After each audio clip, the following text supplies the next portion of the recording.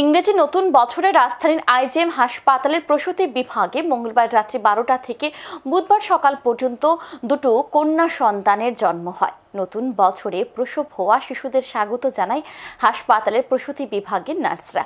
নতুন অতিথিদের নিয়ে আনন্দে মেতে ওঠেন তারা। নতুন বছর 2025-এ নবাগতদের আগমনে খুশি পরিবারের সদস্যরাও।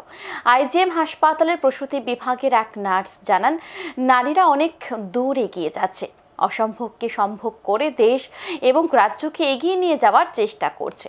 নতুন জন্ম হওয়া দুই কন্যা সন্তান আগামী দিনে দেশের নাম উজ্জ্বল করবে বলে অভিমত ব্যক্ত করেন তিনি।